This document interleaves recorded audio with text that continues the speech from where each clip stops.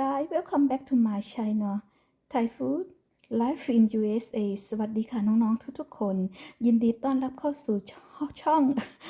อาหารไทย Life in USA นะคะซึ่งวันนี้พี่ติ๋มอยากจะชวนน้องๆมาทำผัดผักรวมกันค่ะซึ่งว่าเราจะต้องทำแบบไหนยังไงหมูถึงจะนุ่มซึ่งก่อนที่จะทำพี่ติ๋มได้ทำหมูหมักไว้เรียบร้อยแล้วนะคะประมาณ1 ชั่วโมงซึ่งผักเราก็ไม่มีอะไรเยอะนะคะเราก็หาผักตามที่เรามีในบ้านเลยค่ะแล้วก็น้ำซอสเราทำแบบไหนถึงจะอร่อย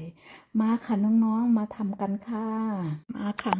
หมูของเราก็หมักไว้แล้วนะคะซึ่งพี่ติ๋มหมักไว้ประมาณเกือบ1 ชั่วโมงก็ไม่มีอะไรมากค่ะแล้วก็มีไข่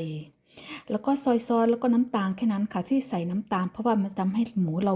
นุ่มขึ้นนะคะแล้วก็ผักแล้วก็มีกะหล่ำปีก็มีบรอกโคลีแล้วก็cauliflower แล้วก็มีนี่เลยค่ะแครอทนะคะซึ่งเราจะมาทำผัดผักรวมกันเป็นเมนูที่ง่ายๆแล้วมาดูว่าการทำของเราน่ะทำแบบไหนผักถึงยังไม่ใช่ค่ะโทษทีค่ะว่าทำยังไงเนื้อหมูเรายังนุ่มในปากด้วยแล้วผักเรายังดูสดดูอะไรอย่างนี้นะคะมาค่ะน้องๆค่ะมาดูกันค่ะวิธีทำเราค่ะมาค่ะเราจะมาทำน้ำซอสก่อนที่เราจะผัดผักกันนะคะพี่ติ๋มก็จะใช้น้ำตาลซึ่งถ้าใครมีน้ำตาลมะพร้าวหรือน้ำตาลปี๊บก็ใช้ได้นะคะแต่ทีนี้เราไม่มีค่ะเรามีแค่น้ำตาลทรายนะคะแล้วก็จะใช้ซีอิ๊ว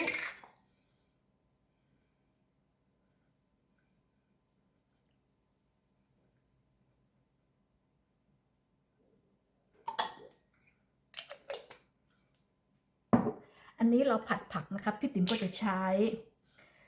ออยสเตอร์ซอสหรือสักประมาณสัก2 ช้อนโต๊ะ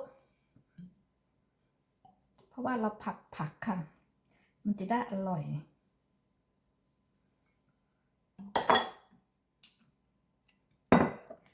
แล้วก็ซีอิ๊วขาวนะคะคนค่ะ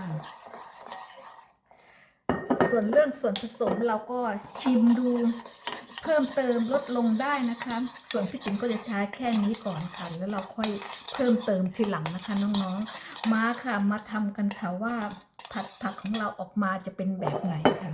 ซึ่งก็ไม่ได้ทำผัดผักมานานแล้วค่ะทีนี้คุณสามีนางบอกว่าผัดอะไรก็ได้ขอให้มีผักเยอะๆก็เลยจะผัดอันนี้ให้นางมาค่ะเพื่อนๆมาเลยค่ะลืมอย่างหนึ่งคือลืมกระเทียมเราทำแบบกระเทียมแบบง่ายๆนะคะ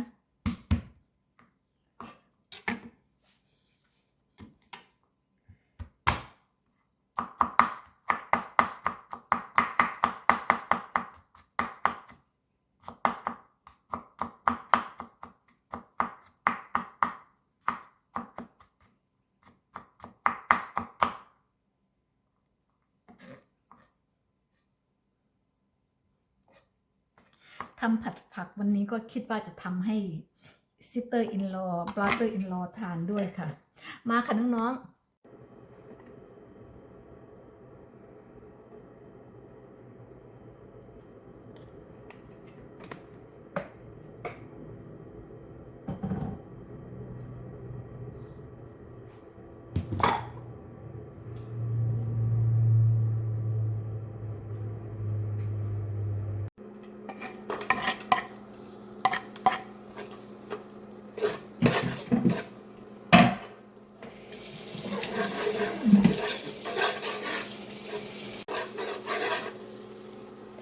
ใส่หมูลงไปเลยค่ะ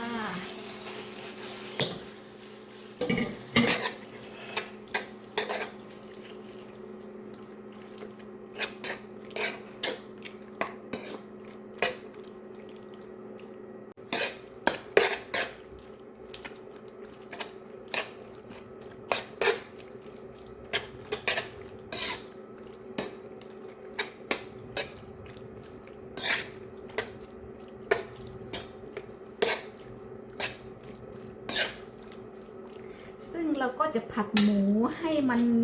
สุกสักครึ่งหนึ่งนะคะน้องๆอย่าเพิ่งให้มันสุกเลยนะคะให้สุกสักครึ่งหนึ่งแล้วเราใส่ผักลงไป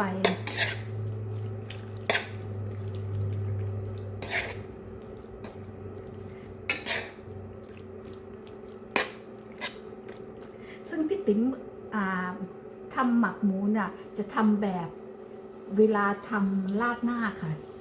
เราก็จะหมักหมูไว้เราจะใช้สูตรเดียวกันค่ะเราใส่ไข่ด้วยค่ะมันถึงออกมาอร่อยแล้วอย่าลืมใส่น้ำตาลนะคะน้องๆเพราะน้ำตาลทำให้หมูเรามันนุ่มละลายในปากเลยค่ะหมูก็จะเป็นประมาณนี้นะคะแล้วใส่ผักลงไปเลยค่ะ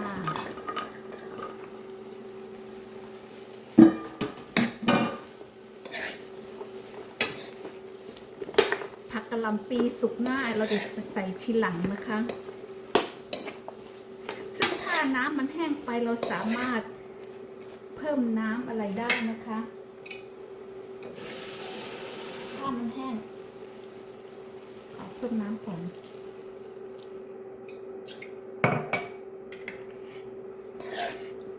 ที่พี่ติ๋มเพิ่มน้ำนี่ไม่ใช่เพราะอะไรนะคะเพราะว่าคุณสามีนางชอบเวลาทำผัดอะไรให้นางขอ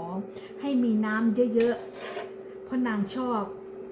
ก็เลยถ้าน้องคนไหนไม่ชอบก็ไม่ต้องเติมน้ำนะคะแต่พี่ติ๋มก็ต้องทำค่ะเพราะทำอันนี้ให้คุณสามีทานโดยเฉพาะมาค่ะทีนี้เรามาเติมน้ำอันนี้เรากันไปค่ะ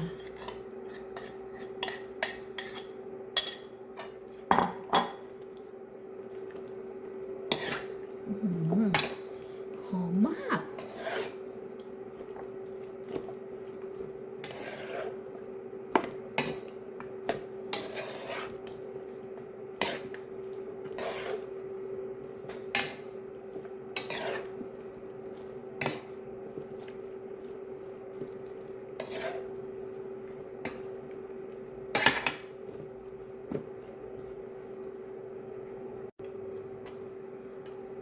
เราจะใส่กะหล่ำ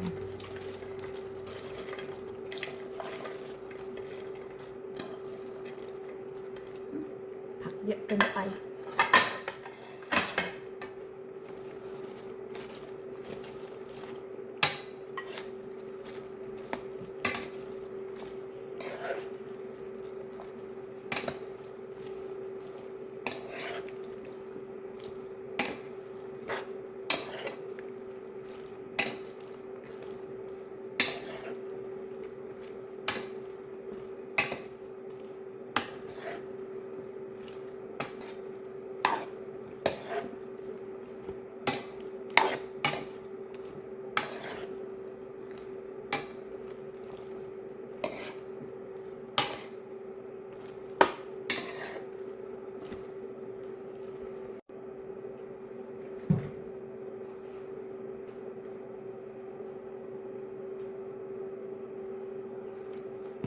เราเพิ่มซีอิ๊วดำนะคะ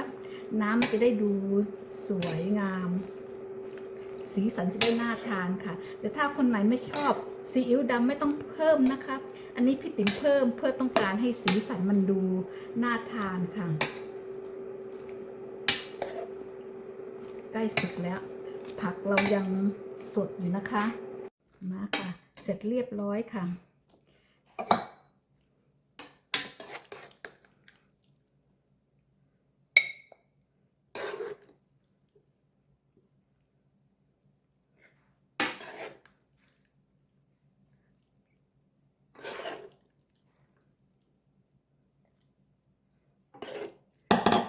ผัดออกมาน่าทานมากค่ะ